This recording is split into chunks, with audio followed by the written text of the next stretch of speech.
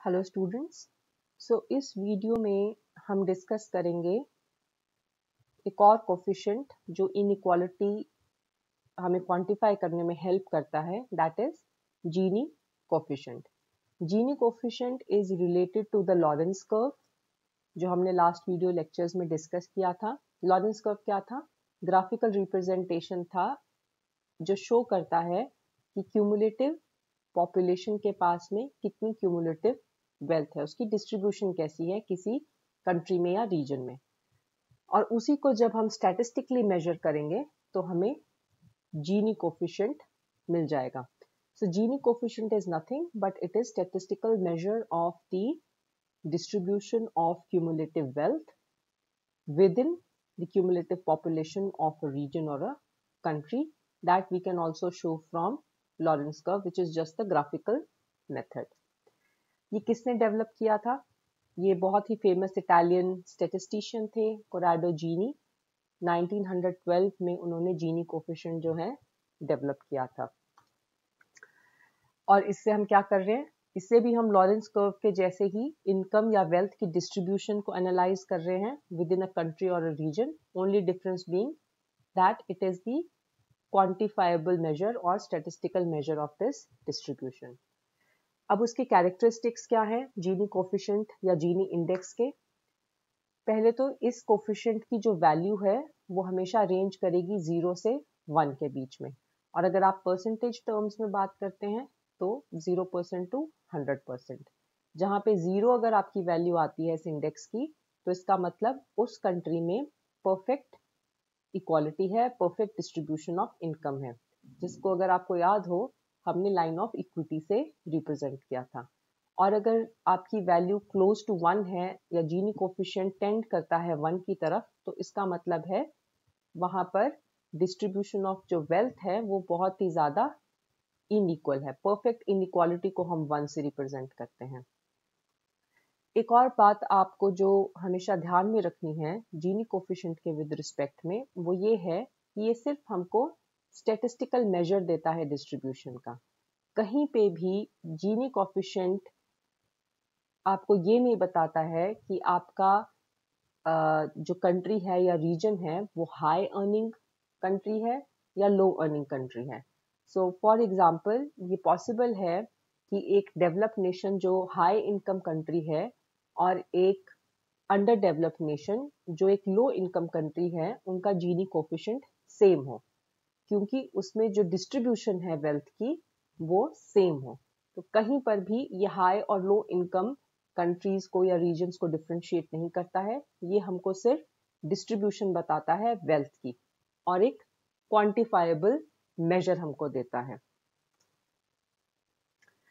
तो हम देख लेते हैं कि जीनी कोफिशिएंट है क्या, हम कैसे कैलकुलेट करेंगे या उसका फॉर्मूला क्या है।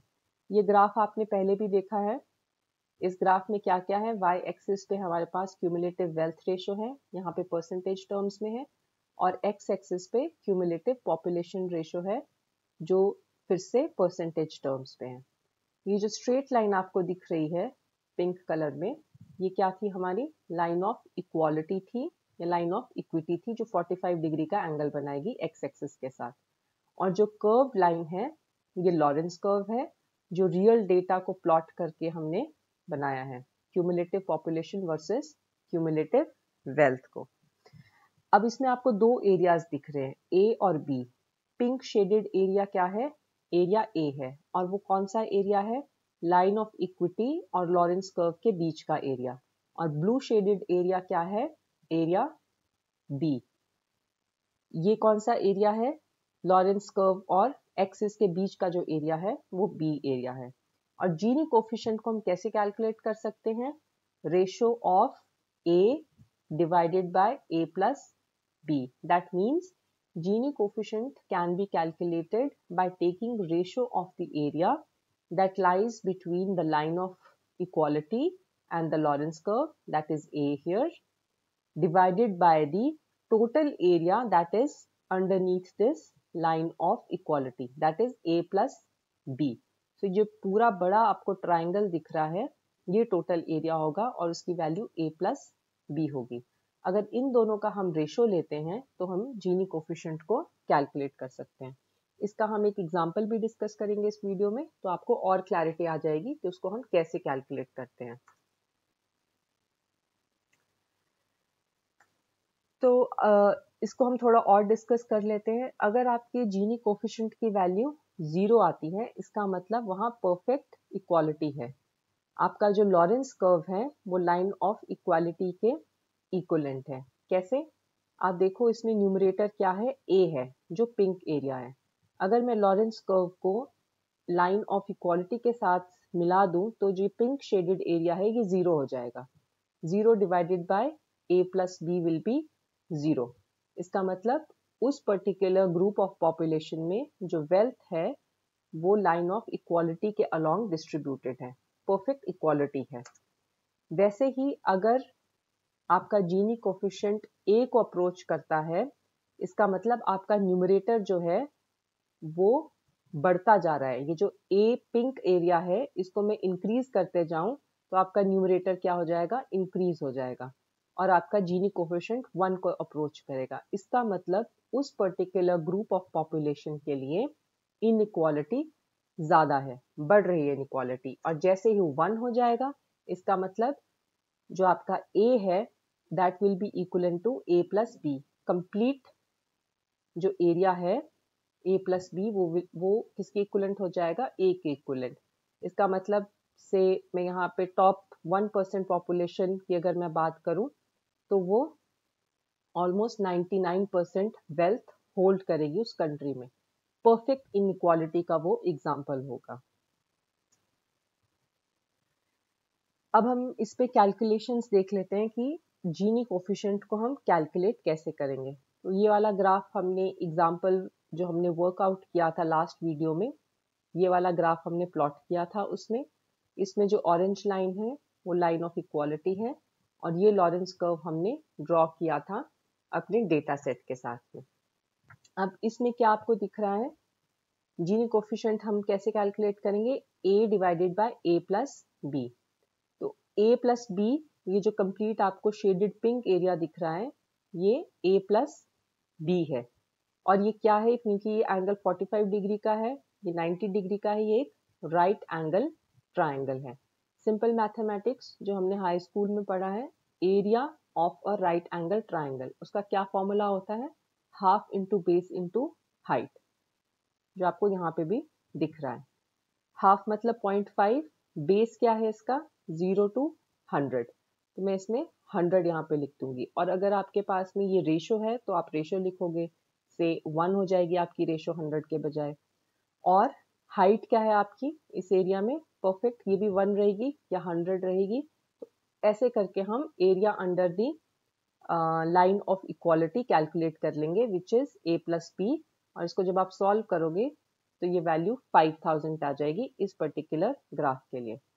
नाउ प्लीज नोट, ये वैल्यू हमेशा अगर आपकी जो वैल्यूज हैं वो परसेंटेज टर्म्स में दी हैं तो 5000 रहेगी, और अगर ये वैल्यू रेशो के टर्म्स में दी है तो हमेशा 0.5 रहेगी, क्योंकि ये 1 हो जाएगा हमेशा ही। बेस आपका कंप्लीट 1 तक जाएगा, हाइट भी आपकी कंप्लीट 1 तक जाएगी। तो a प्लस बी जो है आपका वो हमेशा कांस्टेंट रहेगा, चाहे आप कोई भी लॉरेंस कर्व लें, कोई भी जीनी कोएफिशिएंट कैलकुलेट करें। वेरी क्या करेगा, a की वैल्यू, जो हम नेक्स्ट स्लाइड में देखेंगे कि कैसे कैलकुलेट करेंगे। अब हमारे पास में complete area under the line of equality आ गया, जो हमने लास्ट स्लाइड में कैलकुलेट किया, जो ये पिंक शेडेड पोर्शन है। a प्लस बी हमारे पास वैल्यू आ चुकी है। अब हम किस में इंटरेस्टेड हैं, a की वैल्यू में, तभी हम अपना जीनी कोएफिशिएंट कैलकुलेट कर सकते हैं। और a क्या है, ये येलो कलर का एरिया है, जो एरिया है between line of equality and the Lorenz curve.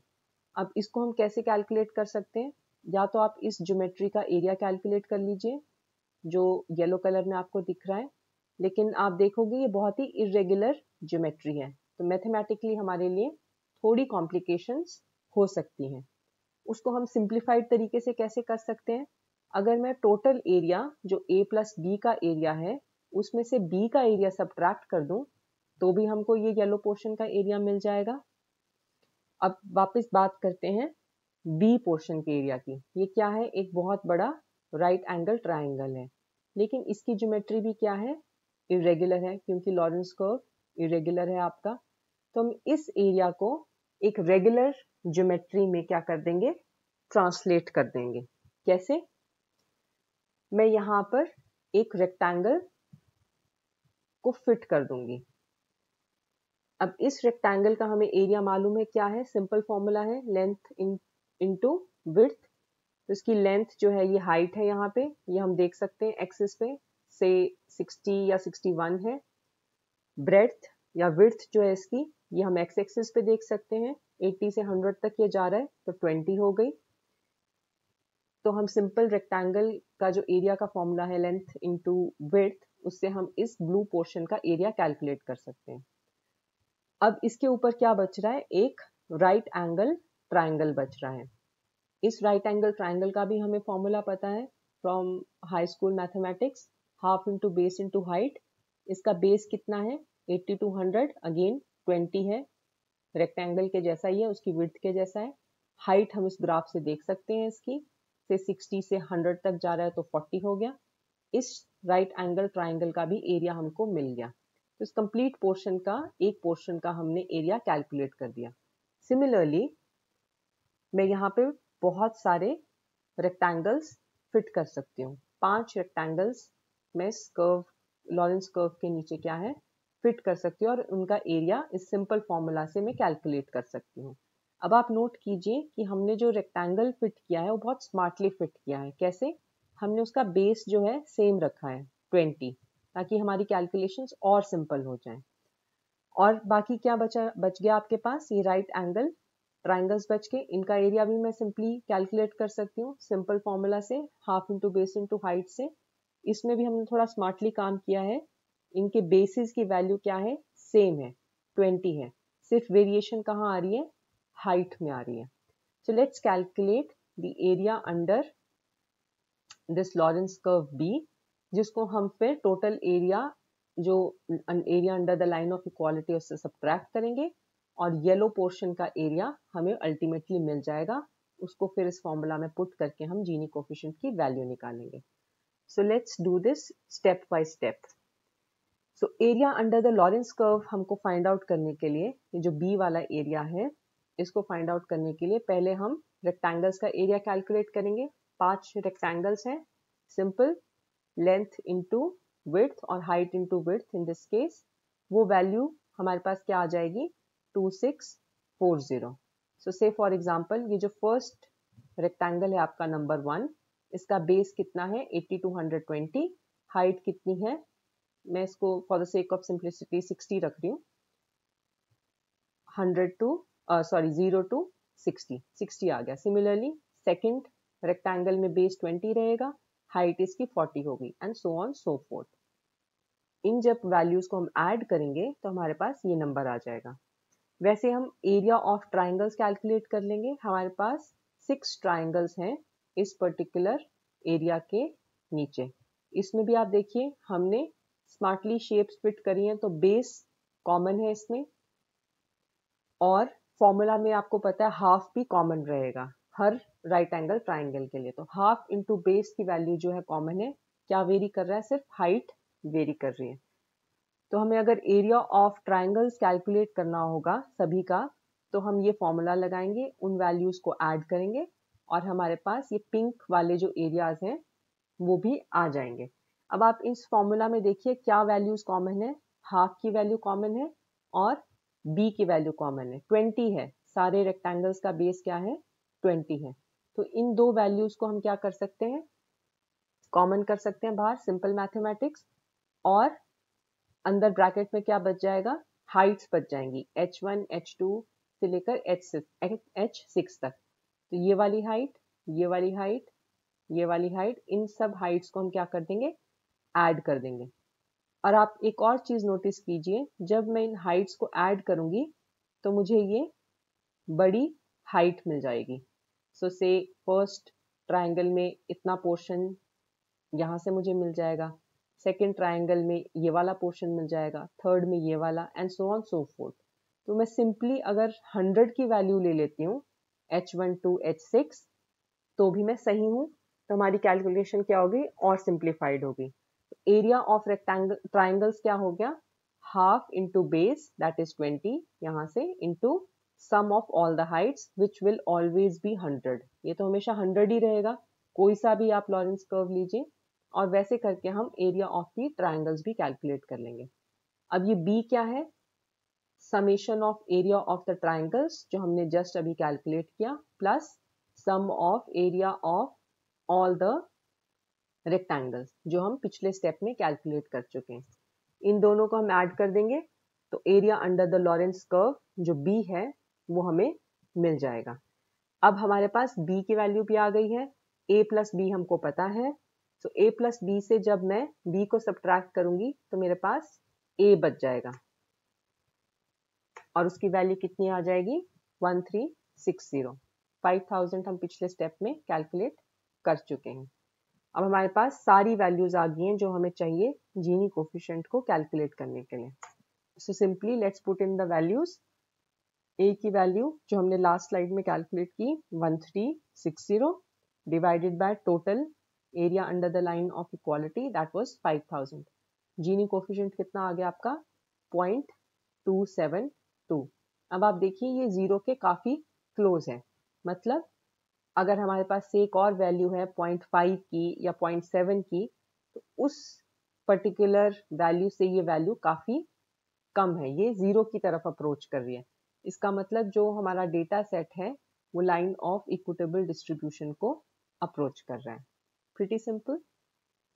Just to revise और to sum up, Gini index shows us the statistical measure of inequality, जैसे हमने अभी कैलकुलेट किया Lorenz curve of line of equality की help से, but it does not show us how wealthy a population is, it only shows us the distribution of wealth. एक statistical measure है जिसको हम यूज कर सकते हैं इक्विटेबल डिस्ट्रीब्यूशन ऑफ वेल्थ को रिप्रेजेंट करने के लिए।